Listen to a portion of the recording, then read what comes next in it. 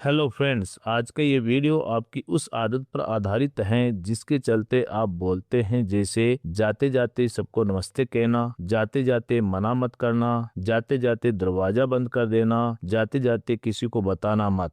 और भी ऐसे बहुत से सेंटेंसेस आप डेली लाइफ में बोलते हैं जिनमें आप किसी व्यक्ति को किसी और काम के करने से पहले कोई दूसरा काम करने की कहते हो और बोलते हो जाते जाते, या कई बार आप आते आते भी बोलते हैं। अब बात यह है कि इस तरह के सेंटेंसेस को इंग्लिश में कैसे बोले। तो फ्रेंड्स, यहाँ जब आप बोलते हैं जाते जाते तो ये एक अपना में एक वर्ब है जिसका आप रिपीटेशन कर रहे होते हो। तो इसे बोलने के अलग अलग तरीके हैं। जैसे पहला तरीका है वाइल लिविंग। यहाँ वाइल किसी कंटिन्यूटी को दिखाता है, लिविंग स्थान छोड़ने को बताता है। जाते जाते के लिए पहला तरीका हुआ वाइल लिविंग, या दूसरा तरीका है बिफोर लिविंग, या एक और तरीका है ऑन द वे आउट। अब बात यह आती है कि इसे स्ट्रक्चर्स में कैसे प्रयोग करें।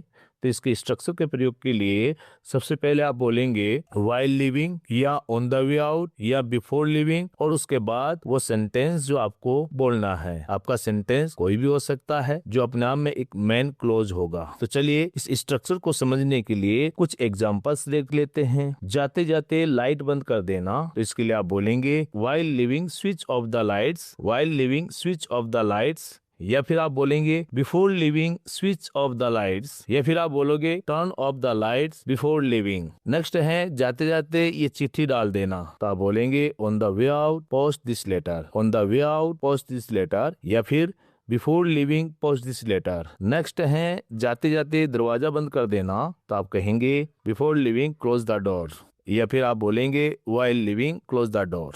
नेक्स्ट है जाते जाते अपना बैग ले लेना, और आप बोलेंगे on the way out take your bag, on the way out take your bag. Next है जाते जाते दूध खत्म कर लेना, before leaving finish the milk, before leaving finish the milk. जाते जाते मना मत करना, तो आप कहेंगे don't say no while leaving, don't say no while leaving, या फिर आप बोलेंगे don't refuse as you leave, don't refuse as you leave. या फिर आप बोल सकते हैं please don't decline at the last minute.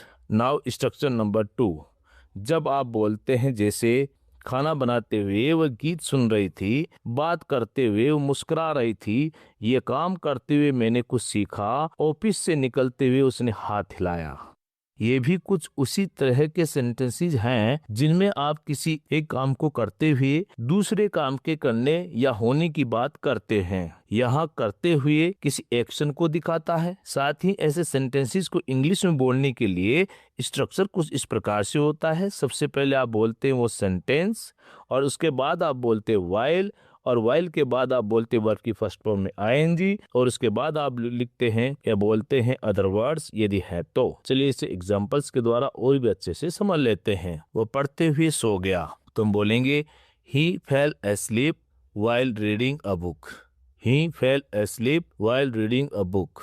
वह खाना बनाते हुए गीत सुन रही थी, तो आप बोलेंगे she was listening the music while cooking dinner, She was listening the music while cooking dinner. मुझसे बात करते हुए मुस्कुरा रही थी, तो she was smiling while talking to me. She was smiling while talking to me. भागते हुए बच्चा गिर गया, तो आप बोलेंगे the child fell down while running. The child fell down while running. घर लौटते हुए मैंने सब्जियां खरीदी, तो आप बोलेंगे I bought vegetables while returning home. I bought vegetables while returning home. या फिर I purchased vegetables on the way back home. I purchased vegetables on the way back home. Next है फिल्म देखते हुए मैंने लंच किया, तो मैं बोलूंगा I had my lunch while watching the film. I had my lunch while watching the film. तो friends, अब ये सेंटेंस आपके ट्रांसलेशन के लिए जाते जाते उससे मिल लेना, आते आते दूध ले आना, टहलते हुए मैंने कुत्तों को भौंकते हुए देखा। तो फ्रेंड्स, ये सेंटेंस आप ट्रांसलेट करें और कमेंट बॉक्स में जरूर लिखें। देखते हैं कि ये स्ट्रक्चर्स आपने कितने अच्छे से समझे। मिलते हैं ऐसे ही न्यू स्ट्रक्चर्स के साथ नेक्स्ट वीडियो में। Thanks for watching.